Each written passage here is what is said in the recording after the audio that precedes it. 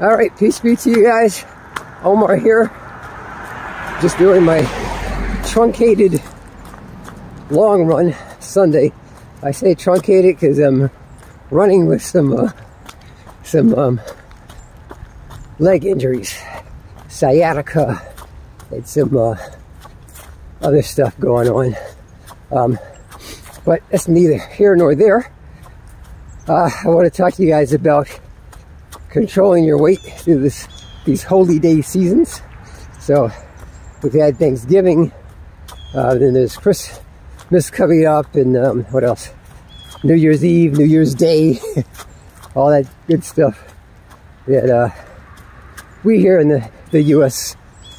Celebrate. And even if you're not of that particular religious persuasions, you will, yeah, I'm Muslim, but I'll still be going over family members' houses who aren't Muslim, at least to visit them, because I don't see them that often. So there'll be lots of food. So you're gonna put on weight. The temptation is to gorge yourself, even though we try to control ourselves, I guess. But you know, I think I've already eaten 1 pumpkin pie and 2 bowls of ice cream by myself thus far. And half a slab of turkey. But you know, I say that to say, you know, I try to make myself earn that. You know, so I work out either before I eat or, you know, after. I'm trying to, as I age, I'm in my mid-50s now, so I'm trying to control my weight. Your metabolism slows down. And I know a lot of these internet gurus, you know, they're trying to hawk their products, so they're telling you, you know, buy this, it'll increase your testosterone, it'll boost your metabolism, it'll do this. I don't know, I'm not buying that stuff. I'm gonna work out. You know, I write a lot of prescriptions as a PA for middle-aged folks, so I don't know about taking another natural pill in lieu of, I guess, an unnatural pharmaceutical to control whatever. So I try to keep my weight down, and I'm not trying to fat shame, but I was overweight. I picked up 20 pounds relatively quickly when I was in my early to mid 40s. I had started a job, and it's a very stressful job. It made a ton of money, but my God, it was very stressful. So I was just eating constantly. I'd eat in the car. I'd eat something for some junk food for breakfast. I'd stop by the convenience store and get they got these cinnamon bun muffins, and you know, my sugary coffee with heavy hazelnut cream in it. And then eat while I was at work. Then eat for lunch. Then eat after lunch. Then eat in my car with potato chips and candy and cookies, and then eat when I got home, and then have a midnight snack on top of that. And I wasn't doing jack, no run, nothing. And I was in such bad shape. My kids were in karate at the time, and they didn't want to do it. But in an effort to try to encourage them, I bought a gi, and the sensei was like, "Yeah, that's right. Set a good example for your kids. All right, come on." I'd always get injured. I'd punch through the little punches, injure my shoulder, kicks, I'd injure my legs. I could do, like, you know, after 20 jumping jacks, I was out of breath. I could feel my belly bouncing up and down. I think I was good for about 10 push-ups, maybe 10 sit-ups. My wife was laughing at me because we would do these, you'd partner up with somebody to do the sit-ups, and you lock legs and you start doing the sit-ups, if you know what I mean. And she said she looked over, so I was doing sit-ups with this brother who was a parent in the class with me. And she said, "You guys were just laid out, huffing and puffing." I said, "We just couldn't." I think we were good. I think we did 20 push-ups, maybe, but we couldn't do any more. And that's like the worst shape I had ever been in. It didn't feel good. So I wanted to feel good. And the thing that helped me, I'm a MMA fan, so mixed martial arts. And I would see these guys who were fighters, like this guy, Khabib Nurmagomedov.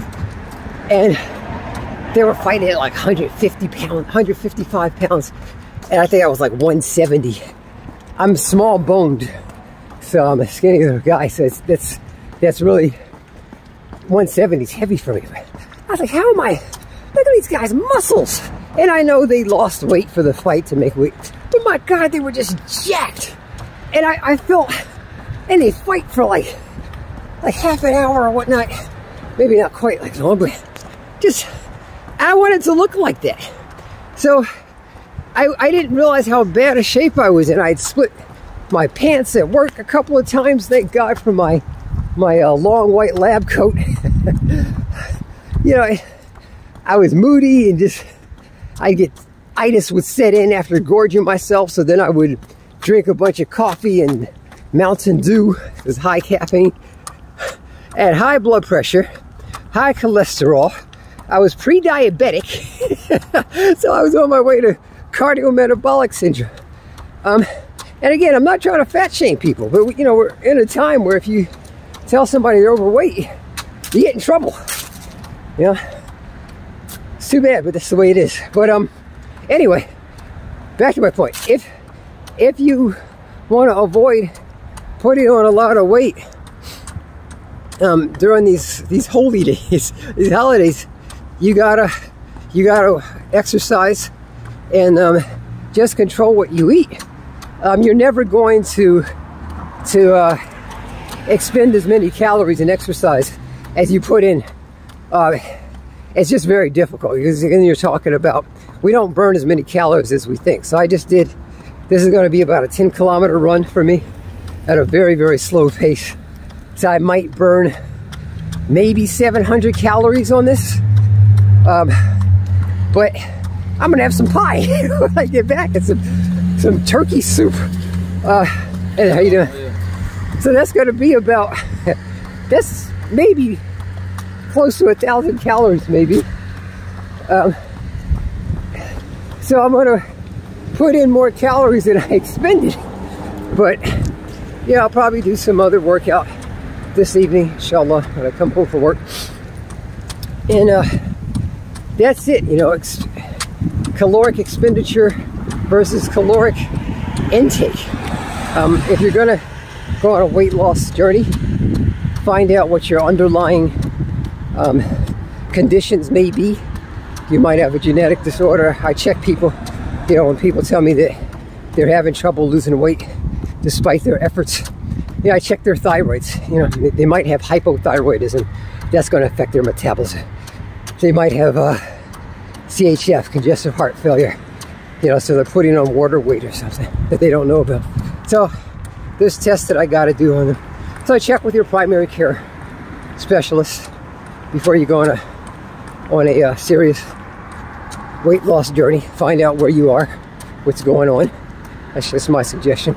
But also, if you're gonna gorge yourself as I have, I think that's one of the 7 deadly sins is gluttony. You know, try to discipline yourself to exercise to some degree. And there's something called the behavioral health belief model. So if you see your weight as a problem, that's your first step in your weight loss journey. Or maybe not a problem, but a challenge, as I did. So you could talk to somebody like me who's a health educator also to help you take those first steps at weight loss. Anyway, I wish you guys the best of success in your positive endeavors. Be safe. I wish you guys a happy and healthy new year by the Gregorian calendar. 2023 is coming up. If you have an interest in becoming a physician associate or a health educator like me, feel free to subscribe. If not, that's cool too. Take care. Peace.